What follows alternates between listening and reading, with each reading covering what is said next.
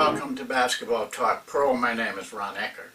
I just want to remind you all, just a gentle reminder, that on the 31st of October, and I know it's Halloween, but at 12 o'clock, the offer for this discount, which starts at $60, but can go up to $80 yet, because we give a bonus of $20 for those people that sign up in the first 10 or 12.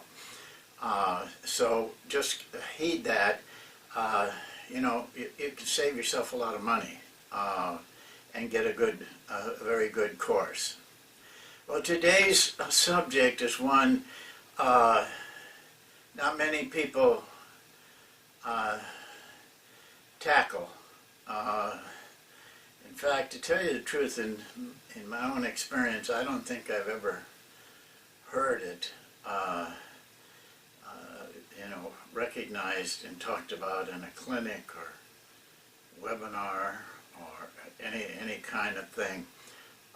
In fact, I've never even really seen it in a book. It's managing criticism.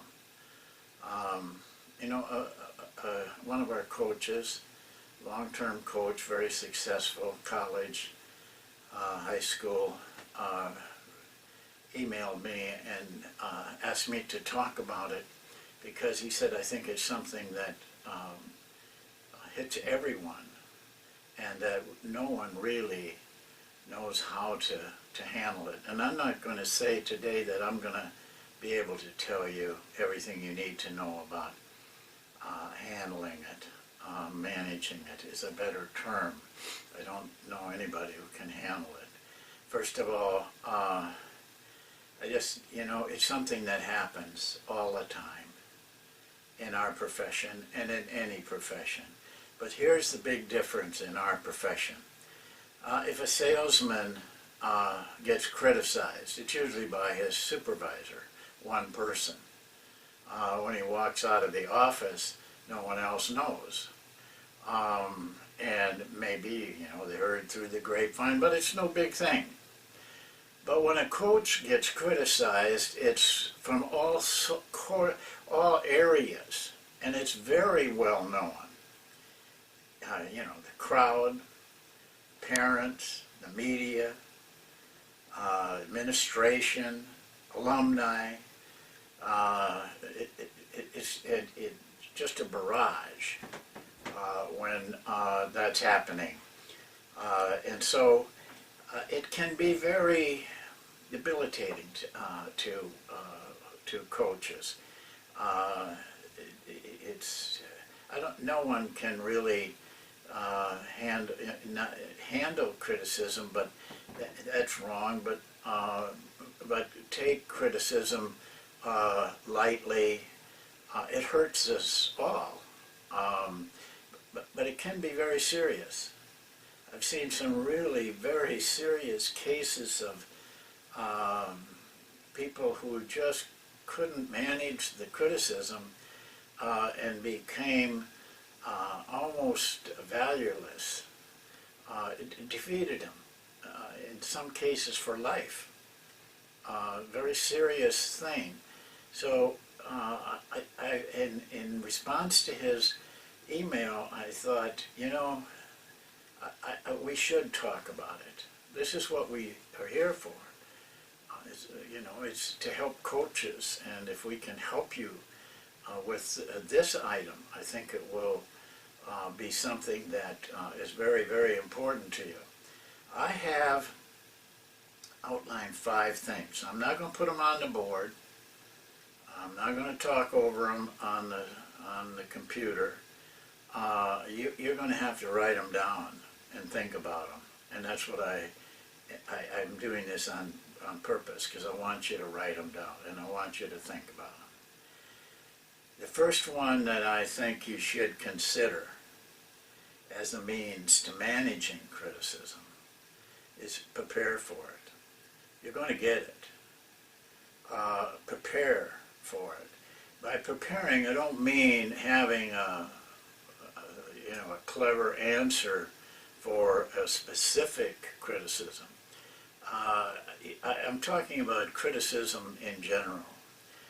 There's a lot of ways you can prepare for it. First of all, you can just talk to yourself and say, if it happens, I'm going to do this. Whatever that what is. It can be, I'm going to stay calm. I'm going to not let it bother me.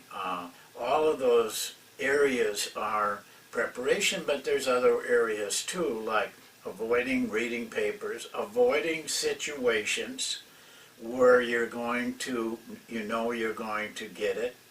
I don't say run away from anything, but it's no sense in putting yourself through a lot of abuse if you can avoid it without running away from it.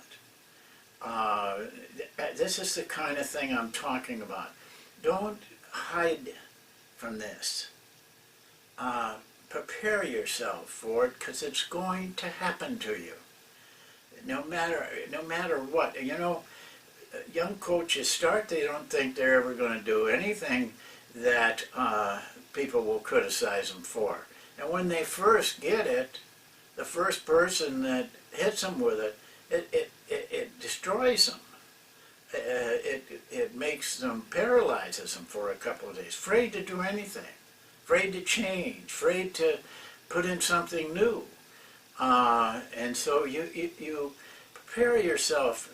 Know you're going to get it. You're going to be criticized, maybe even from your own spouse, maybe even from your own children, because this is a very volatile business, and people get very emotional about it. So my first recommendation is prepare yourself in the ways that you can in general. And we'll get a little bit more specific. By the way, these 5 things, I look at them as kind of a unit, not an individual thing, because you'll notice at the end, if you write these down and look at them and think about them, you're going to see that they all kind of depend on the other. And so I'll go to number 2. That was prepare for it, number 1. This is prepare yourself for it. There is, in Basketball Talk Pro, we've touched on a lot of subjects. A lot of you avoid or evade from those subjects such as what we're talking about today, philosophy, personal development, character, those kind of things. If you have, and you're not taking those into consideration and making them a part of your life, then you're not preparing yourself to take criticism. Because there's nothing that will help you more than your own self-worth, your own confidence and belief in yourself. Nothing will help you more than that. So developing a strong self-worth, developing a strong confidence, you only do that through hard work and effort and knowing that you're doing the right thing, which brings up in the same point, knowledge. Listen, those guys that are criticizing you, they don't know as much as you do. At least I hope that that's true. But if you don't build your wealth of knowledge, they may know as much as you. Building your knowledge of the game, building your knowledge of the offense and defense and the things that you're doing. You should be able to defend anything you're doing with ease if you have developed it correctly and you have actual knowledge of it, that you're not just throwing something out there. That knowledge will serve you well in defending, if you have to, whatever you're doing. Build your knowledge. I've given you all kinds of ways. One of them is and I go back to it many times. Break down a film once a week. Read a good book once in a week. A book that really tells you something about living your life and things like that. And third, talk to an experienced coach once a week. You do that every week, your knowledge is going to be such that when people criticize you, you don't have to be smart and you don't have to get emotional. You simply know. You know more than those people do. And you can answer questions with confidence and based on your knowledge. And in this same area of preparing yourself, watch your body language. Don't walk around with your head down when you're getting criticized and your shoulders slumped and you go from 6'2" down to 5'11", just walking around. Walk proudly. Keep your head up. Let people know, hey, listen, I don't care what you think of me. I know what I think of myself. It works wonders. I have been in meetings. Not that I like being in these meetings, and not that I took part in these meetings, but I have been in meetings where the people that were sitting around that table were preparing like wolves for this poor, disgruntled guy that had to come in and take the barbs and the criticism that was thrown at him. 8 out of 10 of those people walked in and slumped down in their chair like, okay, whip me, do whatever you want with me. And then the wolves really came on. It was hard to watch. I never did that. In fact, if I did anything, I always supported the guy as best I could, if I could. But sometimes you couldn't. But then, I saw a couple guys come in, nicely dressed, smile on their face, head high, walk in. One of these guys walked in and shook hands with everybody in the room, kind of reminded him, each one of them, that, I know you. And then actually started the meeting, sat down and said, well, what do we got here? And, hardly a whimper out of those wolves. It was almost embarrassing to see how controlled this guy had. Now, I don't recommend you do that unless you really feel like it, unless you really feel inside that sure of yourself. But it works. Body language. Don't walk around like you're beaten down. Walk around like you're proud of yourself. Be proud of yourself. You can't carry yourself that way unless you are proud of yourself and what you're doing. Number 3, sometimes you can diffuse the situation. I like what Don Showalter said, and I wish all of you would heed it. When he got an email from a parent or someone else that was critical, maybe that my son isn't playing enough, why don't you play him, he's much better, the kind of stuff that comes through emails. But Don Showalter didn't answer emails. He didn't hide behind them. He picked up the phone and called those people, face to face. You'd be surprised. Most of them don't have much growl in them when you talk to them face to face. You can diffuse a lot of situations like that, talking instead of hiding behind an email or a letter or an assistant or somebody else. Walk up to the guy and say, listen, I've heard you didn't like the way I ran my offense. Well, here's why I do it. You'd be surprised. One-on-one, people melt. Tough people melt. Get them in that situation. I had a situation once where a man was a very good friend of mine. In fact, he was my attorney. One time, another friend of mine came up and said, Ron, just have to tell you that this guy is just rips you in a game. Just is on you constantly throughout the game. Well, you know, coaching, I don't pay. I can't hear what those people are saying. I'm you know, intense on the game. I was shocked at this. This is a friend. It was my attorney. It bothered me. That bothered me. A couple of days that went by, and I thought, no, I'm gonna talk to this guy. Invited him out to lunch, and I just brought it up to him. I said, listen, I hear all these things that you're saying about me. And he just kind of laughed and said, well, you know, in the heat of the game, you're a coach. You got to expect people to yell at you and criticize you. And I said, yeah, but not my best friends. I don't expect them to do that. They should be supporting me. And he said, well, this is what you have to do as a coach.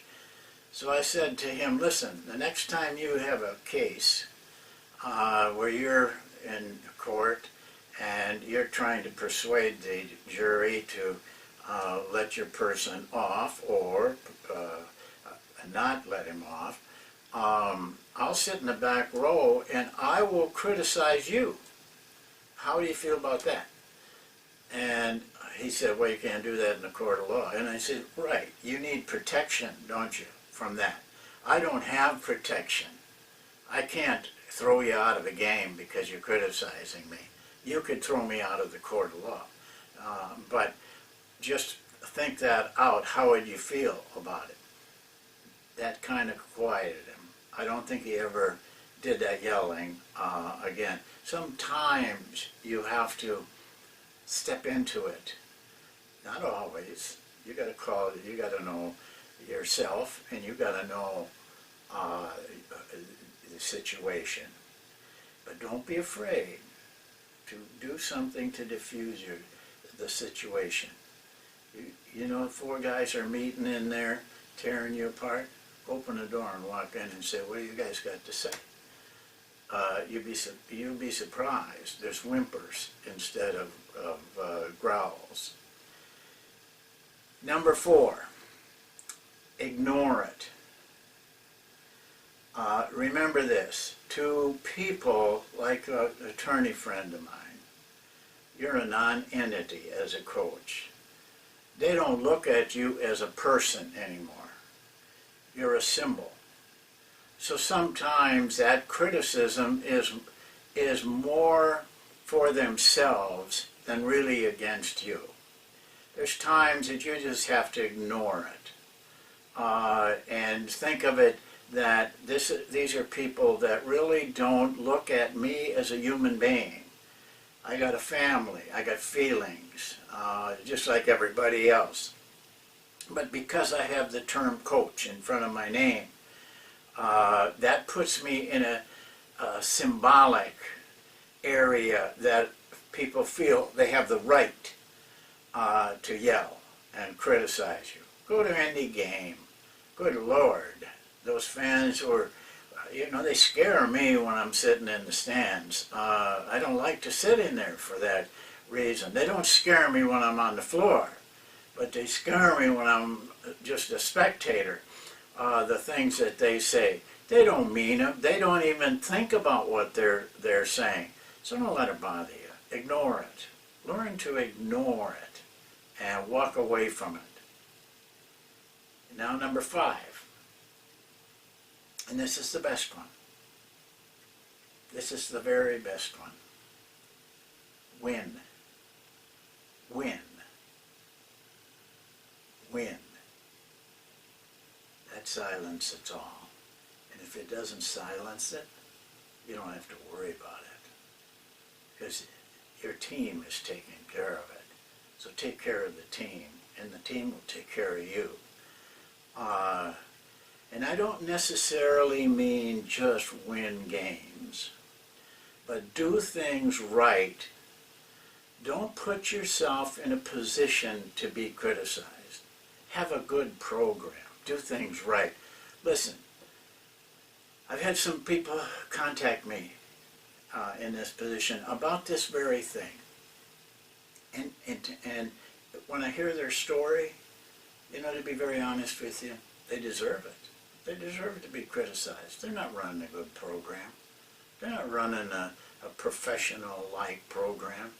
They're not running, they're not coaching the way a real coach coaches. So take care of that.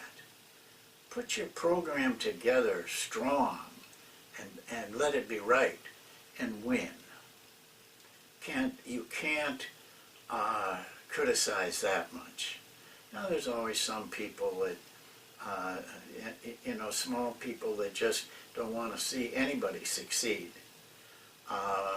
But you take care of your program in the right way, and at least if you'll still get criticized, of course, but you'll know that you've got a good program. You'll know that you're doing a good job. You're doing your homework. You're working hard, and that's going to build an awful lot of confidence in you. I'm going to give you just two little things here. I once was at a tournament scouting, and the rest, all of us went in. It was a break. It was a long tournament. It was a break. We went in, and we're sitting around the table. Jerry West was one of the people sitting in the table. And there was some discussion, and I don't even recall how it came about. It had a lot to do with all the problems in the NBA, how difficult it was and everything. And he made this statement. He said, if you want to succeed in the NBA, you've got to put your job on the line every day.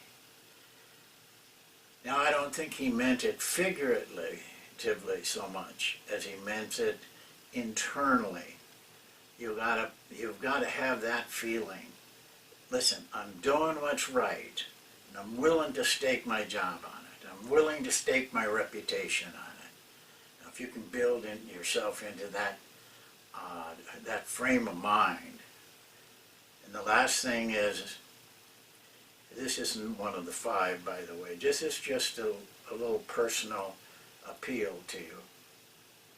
Bounce back. Always bounce back. Maybe they break your spirit for a while. That happens. Bounce back. Come on back. Start over. Remember the poem I read to you, starting over from scratch? Just do that.